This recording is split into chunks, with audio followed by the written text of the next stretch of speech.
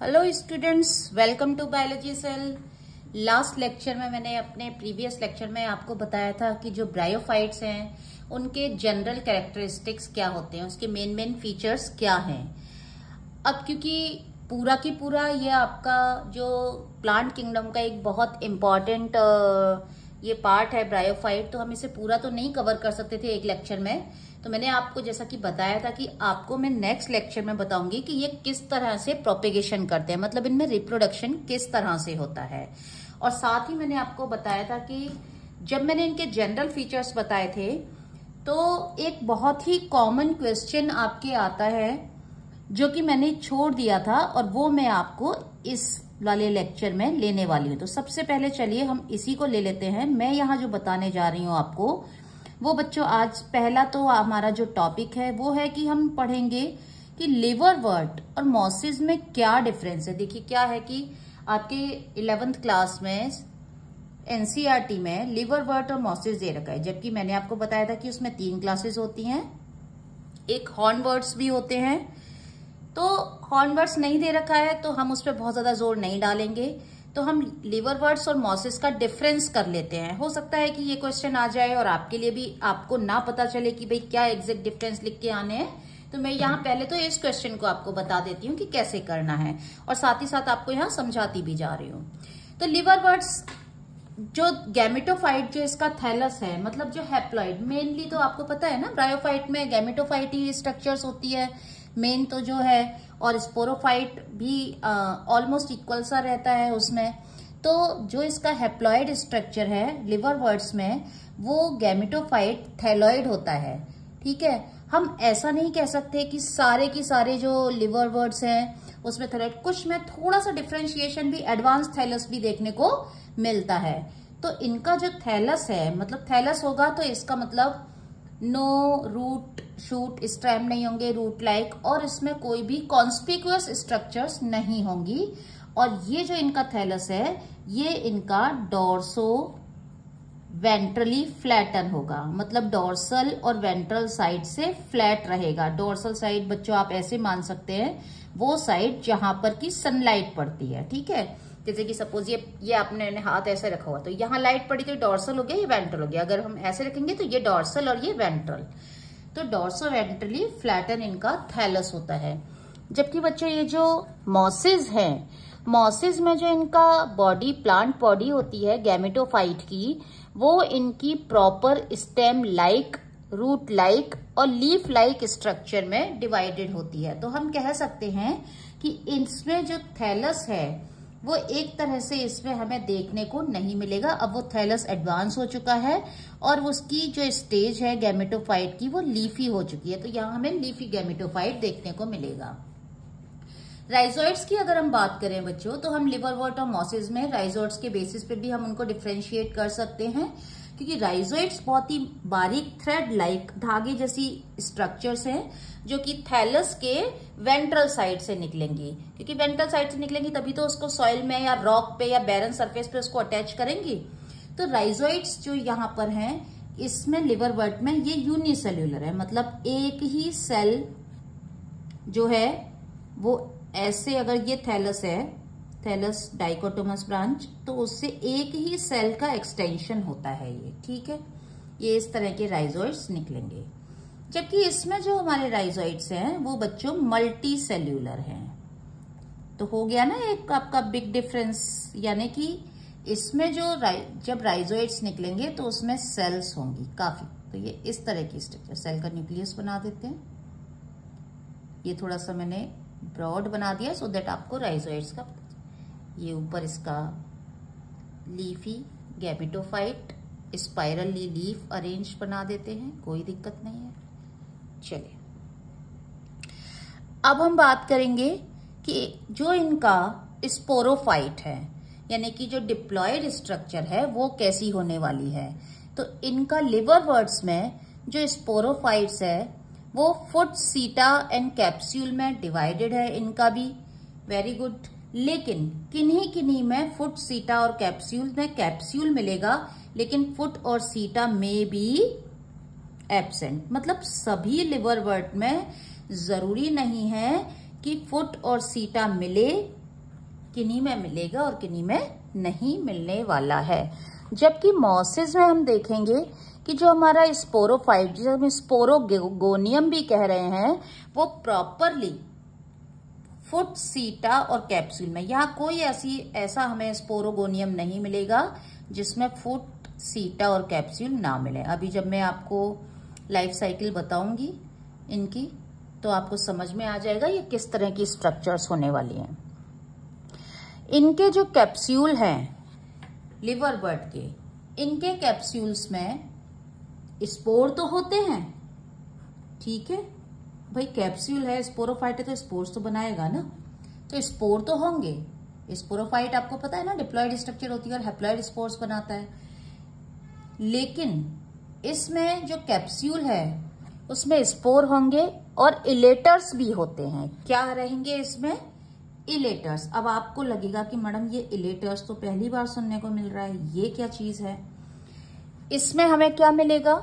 इसमें हमें स्पोर्स तो मिलेंगे लेकिन इलेटर्स एब्सेंट होंगे। इसमें हमें इलेटर्स मॉसिस में नहीं मिलेंगे। तो ऐसी क्या चीज है कि भाई आपको इलेटर्स की जरूरत मॉसिस में नहीं पड़ रही है? तो बच्चों इलेटर्स ना कुछ जो इनका स्पोरेंजियम जो होता है उसके अंदर कुछ ऐसे थिक बैंड्स, रिबन लाइक, ऐसे बहुत थ्रेड लाइक कुछ स्ट्रक्चर्स रहती हैं स्पोर के बीच बीच में, थिक बैंड्स स्ट्रक्चर्स रहती हैं। क्या करती हैं? बिकॉज अब इनका जो कैप्सूल है वो धसा हुआ रहता है ज्यादातर लिवर बर्ड का। अगर फुट, सीटा नहीं होगा तो कैसे? तो वो धसा रहेगा और धसी हुई कोई चीज है बच्चों अंदर और उसमें से आपको प्रेशर से चीज बाहर निकालनी है, तो वो कितना धसा हुआ है तो ज्यादा प्रेशर से ज्यादा दूर नहीं जा पाएगा ना। और स्पोर डिस्पर्सल होने से तो उनकी स्पीशीज जनरेशन ही फ्लरिश करेगी। तो नेचर तो हमेशा ये चाहेगी कि स्पोर बहुत दूर दूर तक जाए और अच्छे से इंश्योर हो कि भाई सारी जगह पहुंचे, सारे स्पोर्स जर्मिनेट हो पाए। तो यहाँ पे ये जो थिक बैंड्स होते हैं ना, ये मॉइस्चर के अकॉर्डिंग रिस्पॉन्ड करते हैं। ये बैंड मॉइस्चर, ह्यूमिडिटी, इससे रिस्पॉन्स में ये एक्ट करते हैं। अब इनका कैसे हेल्प करते हैं?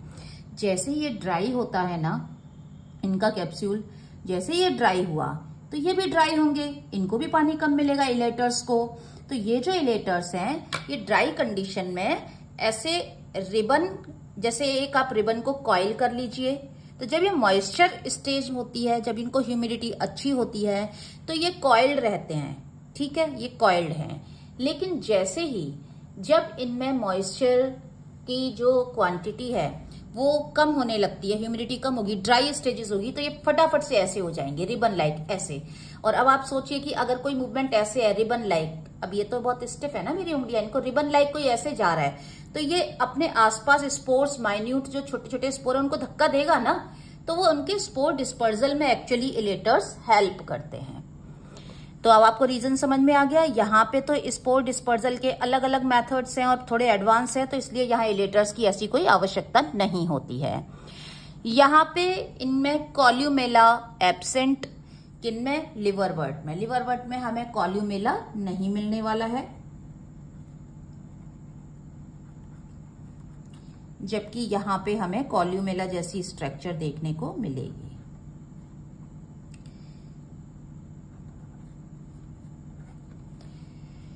इसके बाद जो सबसे मेन अंतर, जो कि आपकी बुक में भी बड़ा क्लियरली दे रखा है, हालांकि उन्होंने बहुत ज्यादा इतना आपको नहीं पता चल पा रहा होगा अगर आप खुद से पढ़ रहे होंगे, तो मैं यहाँ बता देती हूँ कि जो स्पोर है इनका, वो लिवर बर्ड्स में वो स्पोर डायरेक्टली थैलस को जर्मिनेट होके डायरेक्टली थैलस बनाता है,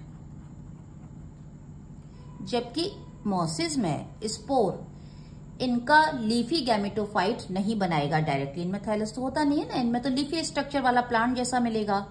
तो ये जो स्पोर जर्मिनेट होता है वो सबसे पहले आपका जुवेनाइल, मतलब बचपन, जुवेनाइल बचपन को कहते हैं, तो जुवेनाइल गैमेटोफाइट बनाता है। मतलब बचपन में हम भी जब छोटे होते हैं तो हम क्या ऐसे प्रॉपर चलते हैं, ऐसे प्रॉपर खाते हैं? नहीं ना। तो हमारी आदतें और हमारे क्रियाकलाप भी बहुत डिफरेंट होते हैं, तो वो जुवेनाइल गैमेटोफाइट बनाता है। अब ये जुवेनाइल गैमेटोफाइट को ही हम कहते हैं प्रोटोनीमा। प्रोटोवर्ड का मतलब प्रिमिटिव, पहले आने वाला, यानी कि ये डायरेक्ट थैलस बना रहा है, तो यहाँ पे हमें प्रोटोनिमा लिवरवर्ट में नहीं मिलेगा और यहाँ पे प्रोटोनिमा मिलेगा। अब ये प्रोटोनिमा क्या है? प्रोटोनिमा एक, आप ये समझिए कि एक बहुत ही पतला सा फाइबर, धागे जैसे कुछ गैमेटोफाइटिक मतलब फिलामेंटस स्ट्रक्चर हैं, और ये फिलामेंटस स्ट्रक्चर जैसे घास होती है ना बच्चों, ऐसे जमीन पे ऐसे रैंग रैंग के बढ़ती है, ऐसे ऐसे ये फिलामेंटस स्ट्रक्चर हैं, जमीन पे ऐसे ऐसे ग्रो करेंगे, और साथ में इनमें यहाँ पे कुछ बड्स होंगी, ठीक है, राइजोइड्स बना देते हैं, यहाँ पे कुछ बड्स होंगी, ये बड्स जर्मिनेट होंगी दोबारा से, ये यहाँ से ब्रेक हो जाएगा, ये बड्स जर्मिनेट होंगी, और जर्मिनेट होने के बाद यहाँ पे इनका सीधा खड़ा हुआ गैमेटोफाइट बनेगा, ये वाला, यानी कि जुवेनाइल से एडल्ट गैमेटोफाइट बन जाएगा, ये ऐसे, ये होगा, फिर इस पे सेक्स ऑर्गन्स आएंगे और ये प्रोटोनिमा खत्म हो जाएगा, ये डेथ एंड डिके हो जाएगी, जो कि इसको इसमें कन्वर्ट हो जाएगा। ये तो मतलब समझ गए ना कि स्पोर जर्मिनेशन के बाद मॉसिस के गैमेटोफाइट के बचपन और एडल्ट दो स्टेजेस आ रही हैं। बचपन में वो कैसा बिहेव कर रहा है और क्या कह रहे हैं, उसे प्रोटोनिमा कह रहे हैं, जुवेनाइल गैमेटोफाइट, और एडल्ट गैमेटोफाइट को, एडल्ट गैमेटोफाइट मतलब आपका लीफी, ये मैंने आपको बताया ही था, ये तो उसमें पिछले लेक्चर में। बात करते हैं ब्रायोफाइट में रिप्रोडक्शन की, क्योंकि अब हम लाइफ साइकिल पढ़ेंगे तो रिप्रोडक्शन को पढ़ना बड़ा इंपॉर्टेंट हो जाता है। तो ब्रायोफाइट्स में रिप्रोडक्शन की बात करें तो, अच्छा एक चीज और बता देती हूँ, लिवरवर्ट के एग्जाम्पल जिन बच्चों को अगर नहीं याद हो रहे हैं तो बड़ा मैं दो एग्जाम्पल बता देती हूँ, रिक्शिया एंड मार्केंशिया। कैसे बनाएंगे आप? बच्चों को डायग्राम बनाने में दिक्कत आती है, कुछ नहीं करना है, पालक की पत्ती जैसे दो ब्रांच में बटा, डाइकोटोमस ब्रांच है ना, तो ऐसे और ऐसे दो भाग में डिवाइड करके बनाते, रिक्शिया एंड। इसका एग्जाम्पल, मॉसिस का एग्जाम्पल आप क्या कर सकते हैं, पीटमोस स्फैग्नम, काफी सारे यूजेस हैं, आपकी बुक में भी काफी लेवल पे दे रखा है, तो ये तो आपको फटाफट याद हो जाएगा। ब्रायोफाइट्स, ब्रायोफाइट में बच्चों एक बहुत इंपॉर्टेंट बात जो आपकी बुक में क्लियरली तो नहीं लिखी हुई है, बट इनडायरेक्टली आप उसे समझ सकते हैं कि ब्रायोफाइट में एसेक्सुअल रिप्रोडक्शन नहीं मिलेगा, ब्रायोफाइट में एसेक्सुअल रिप्रोडक्शन नहीं होगा, एब्सेंट है ना, मजे की बात। इसका मतलब एब्सेंट है तो एसेक्सुअल स्पोर भी नहीं बनेंगे, एसेक्सुअल स्पोर को हम माइटोस्पोर्स कहते हैं, बिकॉज माइटोसिस से बनते हैं, तो माइटोस्पोर भी हमें देखने को नहीं मिलेंगे। तो फिर हमारे पास बचे रह गए बच्चों vegetative reproduction and sexual reproduction. पहले बात कर लेते हैं वेजिटेटिव रिप्रोडक्शन की। तो वेजिटेटिव रिप्रोडक्शन के लिए इनके पास डिफरेंट तरीके होते हैं, और वेजिटेटिव रिप्रोडक्शन तो बहुत फास्ट ग्रोइंग होता है, तो इसीलिए जैसे ही ह्यूमिडिटी की कंडीशंस आती हैं, कहीं ठंडक मॉइस्चर मिलता है, ये बड़ी जल्दी रैम्पेंटली ग्रो करते हैं, बहुत विगरसली ग्रो करते हैं वहां पर। तो वेजिटेटिव रिप्रोडक्शन में सबसे पहले अगर हम बात करें तो सिंपल डेथ एंड डिके मतलब फ्रेगमेंटेशन आप कह सकते हैं। फ्रेगमेंटेशन बड़ा मजेदार है, ये तो इनका अनवरत कॉन्टिन्यूअस चलने वाला प्रोसेस है, इनमें इनको कुछ नहीं करना पड़ता बच्चों। ये जैसे एक थैलस, ये ठीक है, ये एक थैलस ऐसे बना, ये थैलस बाद में दो में डिवाइड हो गया, और अब यहां से ये ब्रेक हो गया, ये वाला गल सड़ जाएगा, डेथ एंड डिके हो जाएगी, और ये दो थैलस बन गए। अब ये दो थैलस फिर डाइकोटोमसली ब्रांच होगा, डाइकोटोमस मतलब एक ब्रांच से दो ब्रांच निकालनी है आपको। पीछे वाला गल सड़ जाएगा, नई जनरेशन बना दी ना इसने, ये ओल्ड हो गया, ये पेरेंट्स की तरह बिहेव कर रहा है, तो ये एजिंग के बाद ये गल सड़ जाएगा, डेथ एंड डिके हो जाएगी। अब ये तो इस तरह से आप देखिए कहानी एक से चालू हुई थी, और जनरेशन में कितनी जनरेशन बना दी उस एक ने, आप देखिए एक से लास्ट में अगर हम यहां तक आए तो first generation, second generation, third generation, तो यहां तक आते आते 1 2 3 4, तो इस तरह से आपका डाइकोटोमसली ब्रांच हो गया, मतलब आपका एवरी जनरेशन में आपका दो की वृद्धि हो जाएगी। यानी कि एक थैलस से कहानी चालू हुई तो एक थैलस की फर्स्ट जनरेशन में 2, सेकंड जनरेशन में 4, और 4 से थर्ड जनरेशन में 8 बनेंगे। जैसे कि सिंपल माइटोसिस में आप सेल को काउंट करते हैं ना, वहां यहाँ भी ऐसे ही थैलस बढ़ते जाएंगे। उसके बाद इनमें कई बार इनमें ट्यूबर्स के थ्रू होता है, कुछ स्पेशल ब्रांचेस पे, जैसे आइज, पोटैटो की आइज देखिए ना, वो ट्यूबर्स होते हैं, वहीं से वो नया पोटैटो प्लांट बन सकता है। तो ये इनमें भी ऐसे ही ट्यूबर लाइक स्ट्रक्चर्स होती हैं जो कि पूरा की पूरा आपका ब्रायोफाइट को जन्म देती हैं।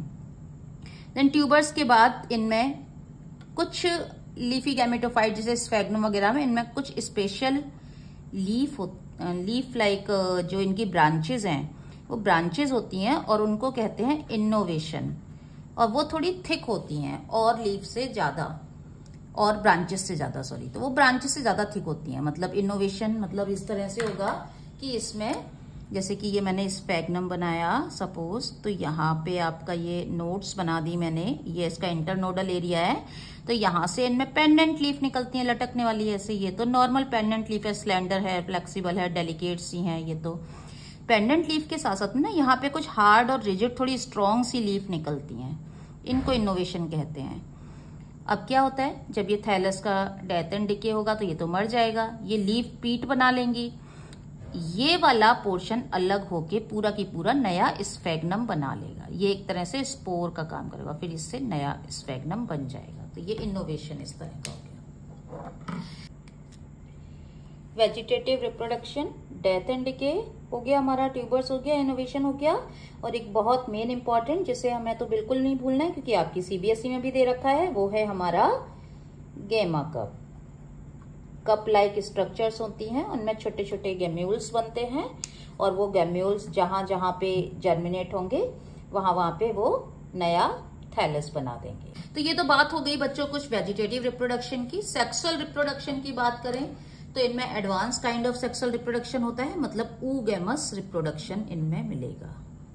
oogamous तो आपको देखने से ही पता चल जाता होगा, एक एग सेल अगर होती है और स्पर्म सेल है तो वो oogamous ही होता है ना बच्चों। चलिए अब मैं आपको लाइफ साइकिल के बारे में बता देती हूँ मॉसेस की, उससे आपको बहुत कुछ आइडिया हो जाएगा कि जो हमारे मॉसेस हैं वो किस तरह से, मतलब एक जनरल ब्रायोफाइट्स हैं, वो किस तरह से आपका डिवाइड हो रहे हैं और किस तरह उनकी जनरेशन बनती है, तो एक आपको जनरल आइडिया लग जाएगा। तो चलिए कहानी हम यहां से चालू करेंगे कि हमारे पास, मैं यहाँ फ्यूनेरिया के एग्जाम्पल से समझा रही हूँ। फ्यूनेरिया एक मॉस है, तो हमारे पास फ्यूनेरिया का गैमेटोफाइट है, क्योंकि गैमेटोफाइट ही तो पेड़ जैसा दिखता है, इनमें फोटोसिंथेटिक है,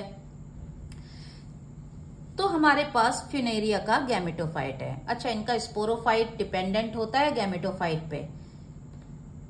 ये फ्यूनेरिया का गैमेटोफाइट, ये दो हैं, एक मेल ब्रांच है और फीमेल ब्रांच है। जो मैंने आपको यहाँ पे ब्लू कलर से दिखाई है ये मेल ब्रांच है, ये जिसमें छोटे छोटे ब्लू कलर से दिख रहे हैं ये मेल इनके सेक्स ऑर्गन्स हैं, और ये रेड कलर से हैं ये फीमेल सेक्स ऑर्गन्स हैं।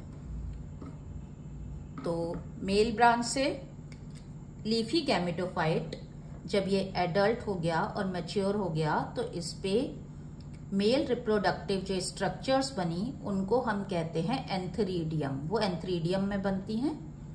और जो फीमेल स्ट्रक्चर्स होती हैं रिप्रोडक्शन के लिए, फीमेल सेल्स, उनको कहते हैं आर्कीगोनियम।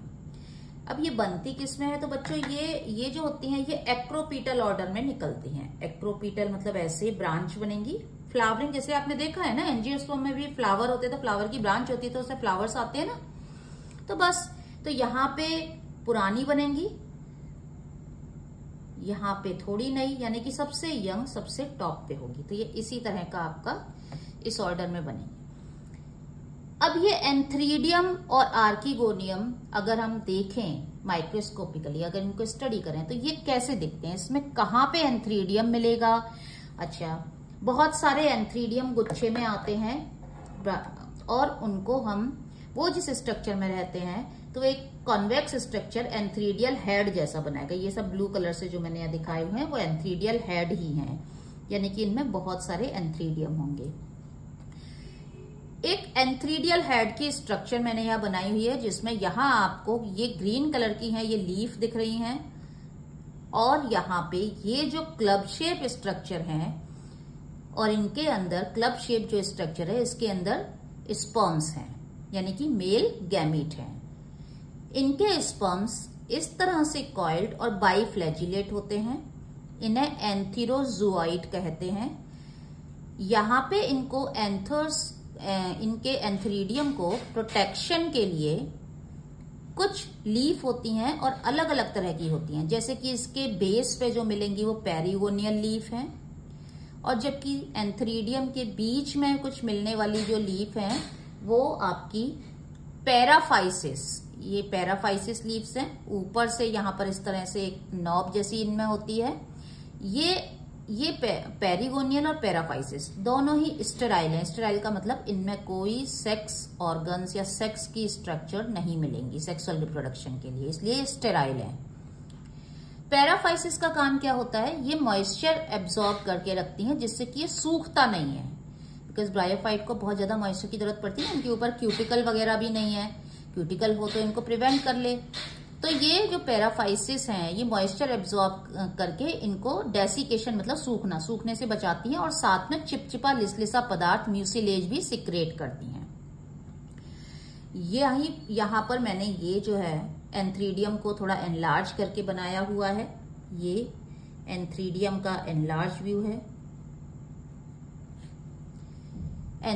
इनके सेक्स ऑर्गन जैकेटेड होते हैं, तो ये जैकेट है उसे मल्टी लेयर्ड। देन उसके अंदर जो एंथीरोजोआइड बनाएंगी, यानी कि मेल गैमीट बनाने वाली जो सेल हैं उनको एंड्रोसाइट सेल हैं। अभी ये एंड्रोसाइट इमेच्योर है, अभी इसमें एंथीरोजोआइड नहीं बने हैं, मेल गैमीट नहीं बने हैं। बात करते हैं फीमेल आर्किगोनियम की। तो आर्किगोनियम भी जिस स्ट्रक्चर में मिलेगा, क्लब ग्रुप में मिलेंगी, उसे आर्किगोनियल हेड कहेंगे। जैसे कि यहाँ रेड कलर से आर्किगोनियल हेड मैंने बहुत सारे बनाए हुए हैं। यहाँ भी सेम चीज, जो आर्किगोनियम है ये आपकी इस तरह से स्ट्रक्चर है, बीच में फूली हुई और ऊपर से ऐसे ट्यूब जैसी स्ट्रक्चर। इसके यहाँ फूले हुए स्ट्रक्चर के अंदर मिलेगा एग सेल जो कि फीमेल गैमीट है। यहाँ भी सेम ऐसे ही पैराफाइसिस, पेरिगोनियल, इस तरह से आपको इस मतलब बीच में ये स्टेराइल लीफ से प्रोटेक्टेड रहेंगे। पेरिगोनियल लीफ प्रोटेक्शन के लिए सराउंड करती हैं मेल फीमेल ऑर्गन्स को। अब क्या होगा बच्चों, अगर हम देखें एक आर्किगोनियम को, तो आर्किगोनियम की अगर सपोज आपको रीजन असर्शन में कोई क्वेश्चन आए या कुछ, तो आप कैसे मतलब उसको सॉल्व करेंगे। तो इसलिए मैंने यहाँ थोड़ा सा आर्किगोनियम के बारे में बताना थोड़ा जरूरी समझा है। आर्किगोनियम का जो फूला हुआ हिस्सा रहता है इसे वेंटर कहते हैं। इसके अंदर आपको एग सेल मिलेगी। इसमें 6 वर्टिकल रोज होती हैं, मतलब 6 वर्टिकल रोज का मतलब ऐसे ना 6 पेन ले लीजिए आप और इनको ऐसे ऐसे ऐसे ऐसे लगा दीजिए गोलाई में, ऐसे गोलाई में अरेंज कर दीजिए। ओके, ऐसे गोल, और ऐसे गोल अरेंज करना है 6 पेन को कि उनके बीच में कैविटी हो। तो ये 6 वर्टिकल रोज होती हैं इनमें, और इसके अंदर 6 कैनाल सेल्स होती हैं। ठीक है, तो ये वेंटर सेल हो गई, ये वर्टिकल वेंटर कैनाल सेल हो गई, और इसके अंदर इसकी कैनाल सेल। अब बात करते हैं कि किस तरह से जो स्पर्म है, मेल गैमीट है, वो किस तरह से आएगा। तो डेफिनेटली वाटर फर्टिलाइजेशन के लिए जरूरी है, तो यानी कि इनमें हाइड्रोफिली आप एक तरीके से कह सकते हैं। अदर वर्ड्स, वाटर के थ्रू आ रहा है। अगर कहीं भी क्वेश्चन आ जाए कि क्या ब्रायोफाइट में एयर के थ्रू होता है, बिल्कुल स्ट्रिक्टली नहीं। ठीक है, ना एयर के थ्रू, ना कोई animal, other agency, no other agency than water. पानी के अलावा किसी और से इनमें पॉलिनेशन नहीं होगा। पॉलिनेशन यही तो होता है, मेल गैमीट फीमेल गैमीट पे आता है। क्वेश्चन तो कैसे भी आ सकता है ना बच्चे, ट्विस्ट करके। आपको कॉन्सेप्ट पता है तो आप कुछ भी कर लिख सकते हैं। देन उसके बाद ये हमारा वाटर के थ्रू एंथीरोजोआइड आ चुका है, और यहाँ पे वो मेल गैमीट उसका न्यूक्लियस अंदर एंटर कर गया है। ये 2 न्यूक्लियस दिखाए गए हैं एग सेल में, एक एग सेल का खुद का और एक एंथीरोजोआइड का, मेल गैमीट का न्यूक्लियस। उसके बाद ये जाइगोट बन गया है। जाइगोट जो है अब वो डिवाइड करेगा। जाइगोट अब कैसी स्ट्रक्चर है बच्चों, डिप्लॉयड स्ट्रक्चर हो चुकी है, जबकि ये सब पत्तियां वत्तियां ये सब ग्रीन ग्रीन दिख रहा है, ये सब हैप्लॉयड है। यानी कि हैप्लॉयड स्ट्रक्चर के अंदर अब डिप्लॉयड स्ट्रक्चर रह रही है, जो मैंने आपको ऑरेंज कलर से दिखाई है। ये जो डिप्लॉयड स्ट्रक्चर है अब ये डिवाइड करेगा जाइगोट, और यहाँ पे जब जाइगोट डिवाइड करता है तो उसे आप अर्ली एम्ब्रियो कहते हैं। अब ये माइटोसिस के थ्रू डिवाइड करेगा अभी और अर्ली एम्ब्रियो बनाएगा। ये एम्ब्रियो जो है वो स्टिल यहीं पे ही रहेगा फीमेल में, यानी कि जो मेल ब्रांच है वो तो इस स्पर्म को निकालने के बाद वो तो अपना उसका काम हो गया फिनिश। देन उसके बाद जो मेन जो फ्रूट बनेगा ना, आप कह सकते हैं कि फुट सीटा कैप्सूल जैसी स्ट्रक्चर, वो इसमें डेवलप होगी फीमेल ब्रांच में। और मेल फीमेल ब्रांच एक ही ऐसे फ्यूनेरिया का एक पे ही रहती है। डाइकोटोमसली ब्रांच होती है ना, तो एक मेल ब्रांच होती है और एक फीमेल ब्रांच होती है, इस तरह आसपास रहती है। जब फर्टिलाइजेशन हो जाएगा तो फीमेल ब्रांच में से वो कैप्सूल वाली स्ट्रक्चर निकलेगी और जो मेल ब्रांच है उसमें से रिडंडेंट हो जाएगी वो। अच्छा, इनमें एक बहुत मजेदार बात और होती है, मैं आपको बताऊं, सेक्स डिटर्मिनेशन के लिए इनमें ऐसा नहीं होता है। इनमें जैसे कि 50-50% मतलब 4 अगर स्पोर बनेंगे ना, तो इनमें से 2 मेल होंगे और 2 फीमेल होंगे। एग्जैक्ट 50% का होता है। ये बात अलग है कि भाई वो मेल वाले स्पोर हो सकता है जर्मिनेशन में पेरिश कर जाए, ना हो, फीमेल वाले हो जाए, वो बात अलग है। बट बनते इनमें बिल्कुल 50-50% मेल एंड फीमेल बनते हैं। तो बस अब क्या है, ये एम्ब्रियो आपका डिवाइड करेगा और एम्ब्रियो डिवाइड करके एक मल्टी सेल्यूलर स्ट्रक्चर बनाएगा। तो ये मल्टी सेल्यूलर स्ट्रक्चर अब बड़े अलग अलग रूप लेगी और यही इसका अलग रूप किस तरह हो रहा है, ये यहाँ से बड़ी हो रही है, यहाँ से निकल रही है, इसको फोड़ के तोड़ के सेल्स को ब्रेक करके निकल रही है और अब ये ऊपर बढ़ती जाएगी इस तरह से। और अब ये ऊपर बढ़ के ऐसे जहां जहां ये होंगे यहाँ पे ऐसे ऐसे इनके जैसे जैसे होता है ना कि फल के बाद उसका फूल के बाद उसका फर्टिलाइजेशन हो गया तो फल दिखता है ना, पहले छोटा फिर बड़ा होता हुआ फल, फिर वो हट जाता है, वहां से पक के गिर जाता है और फल में ही तो बीज होते हैं। तो एंजियोस्पर्म में तो आप ये समझते हैं, तो इसको भी कुछ इसी तरह से आप याद रख सकते हैं। तो चलो फिर से हम आ गए अपने किस पे कि हमारा अर्ली एम्ब्रियो जाइगोट जो फटाफट से माइटोसिस करके डिवाइड हुआ था मल्टी सेल्यूलर स्ट्रक्चर में, अब वो स्ट्रक्चर एक डिफरेंट स्ट्रक्चर में कन्वर्ट होने वाली है और वो ऐसी बन जाएगी।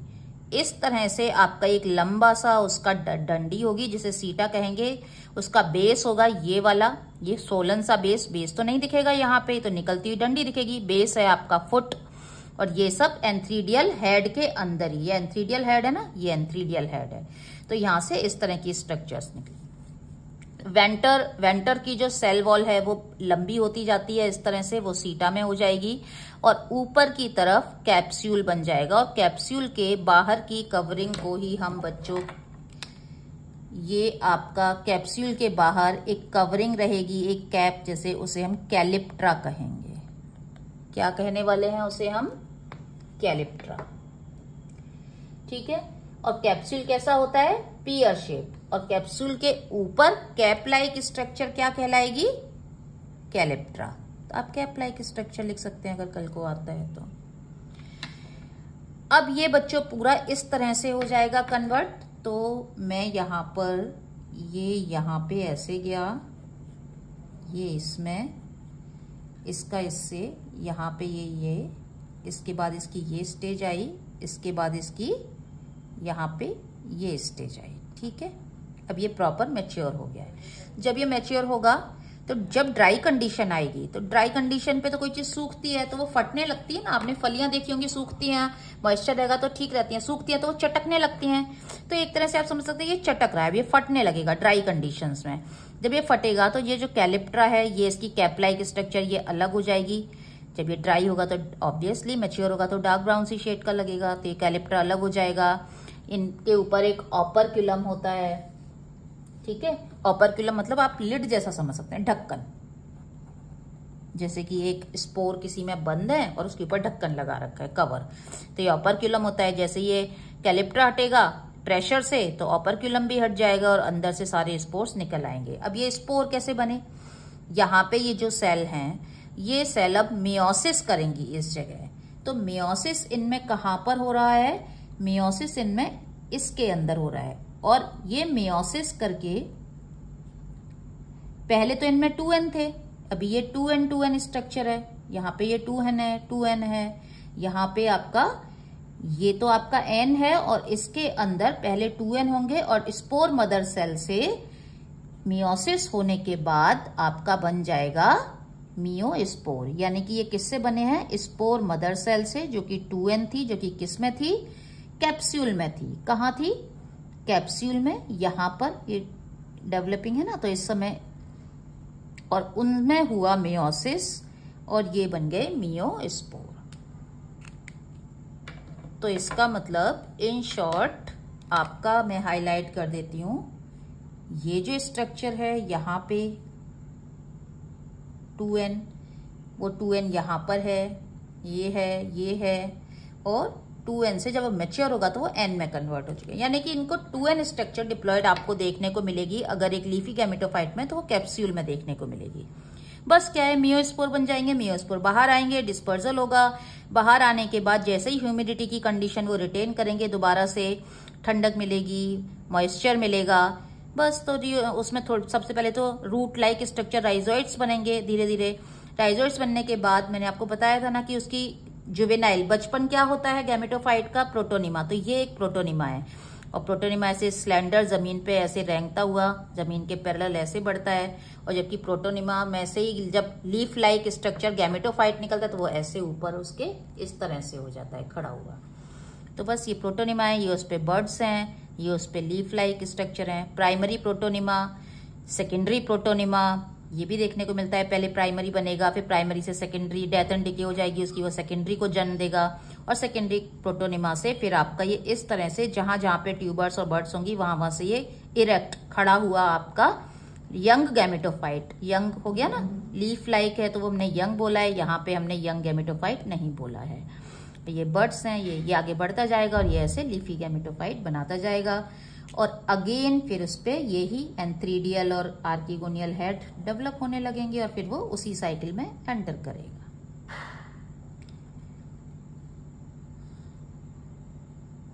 तो इस तरह से बच्चों फ्यूनेरिया अपनी लाइफ साइकिल को कंप्लीट करता है। होप आपको अच्छे से समझ में आया होगा। अगर आपको कोई भी दिक्कत है तो आप मुझे कमेंट सेक्शन में लिख के बताइए।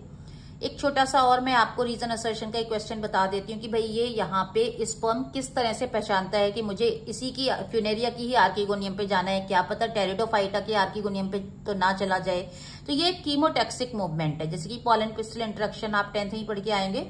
ये केमिकल्स के थ्रू एक मूवमेंट होता है, यानी कि आपकी जो कैनाल सेल है, ये कैनाल सेल डिसॉल्व हो जाती है, यहाँ पे ये म्यूसिलेज रिलीज करेंगी, चिपचिपा सा पदार्थ, और साथ में शुगर एंड मैलिक एसिड भी क्रिएट करेंगी, जो कि अट्रैक्ट करेगा मेल गैमीट को फीमेल गैमीट की तरफ। ऐसा होता है ना, जैसे कि परफ्यूम लगाओ तो कोई बिल्कुल एड में देखा है ना, खिंचा चले आते हैं, तो बस ये एक तरह से इनके लिए परफ्यूम का ही काम है। तो मेल गैमीट इन पे फीमेल गैमीट की तरफ ऑटोमेटिकली कीमोटैक्सिक मूवमेंट से आएगा।